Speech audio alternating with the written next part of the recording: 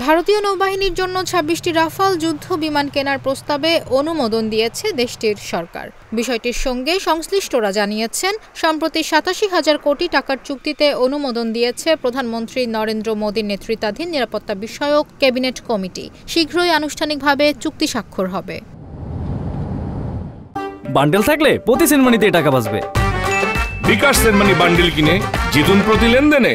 ভারতীয় সংবাদ মাধ্যম হিন্দুস্তান টাইমস বলছে, রাফাল এম ফাইটার জেটের মেরিন ভ্যারিয়েন্ট কিনবে ভারত। আর এই রাফাল যুদ্ধ বিমানগুলো দেশীয়ভাবে তৈরি ভারতের প্রথম এয়ারক্রাফট ক্যারিয়ার INS বিক্রান্তে ব্যবহার করা হবে।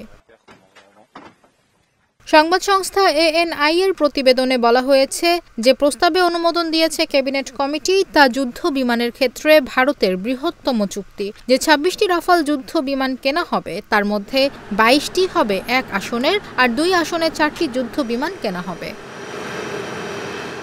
চুক্তি স্বাক্ষর করার ৫ বছর পর থেকে ভারতের হাতে একের পর এক রাফাল যুদ্ধ বিমান আসতে শুরু হবে। নৌসেনার কাছে থাকা MiG-29 যুদ্ধ বিমানের সঙ্গে কাঁধে কাঁধ মিলিয়ে কাজ করবে এটি। আর সমুদ্রে ভারতের শক্তি আরও বৃদ্ধি পাবে বলে মনে করছে সংশ্লিষ্ট মহল।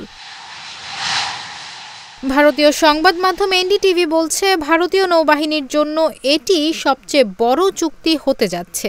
এর আগে সরকার পর্যায়ে এত বড় চুক্তি হয়নি। ফ্রান্সের সঙ্গে এই চুক্তি করছে ভারত সরকার। এর মাধ্যমে এই প্রথম যুদ্ধ বিমানও পেতে যাচ্ছে ভারতীয় নৌবাহিনী। জানা যায়, ২০২৩ সালের জুলাই মাসে প্রথম এই চুক্তি করার চিন্তা ভাবনা করে সরকার। ওই সময় ফ্রান্সের পররাষ্ট্র মন্ত্রণালয়ের সঙ্গে সরাসরি এ ব্যাপারে আলাপ করে ভারতীয় পররাষ্ট্র মন্ত্রণালয়। এবার ভারত সরকারের পক্ষ থেকে এলো অনুমোদন। এ চুক্তিতে বহরের রক্ষণাবেক্ষণ, লজিস্টিক সহায়তা, কর্মীদের প্রশিক্ষণ এবং দেশীয়ভাবে যন্ত্রাংশ তৈরির জন্য একটি বিস্তৃত প্যাকেজ অন্তর্ভুক্ত থাকবে।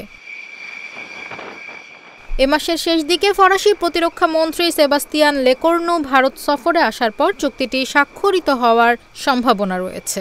সূত্র জানিয়েছে, চুক্তি স্বাক্ষরিত হওয়ার ৫ বছর পরে যুদ্ধ বিমান সরবরাহ করা হবে বলে আশা করা হচ্ছে। অর্থাৎ ২০৩১ সালের আগে এই নৌবহরটি সম্পূর্ণরূপে অন্তর্ভুক্ত হওয়ার সম্ভাবনা নেই।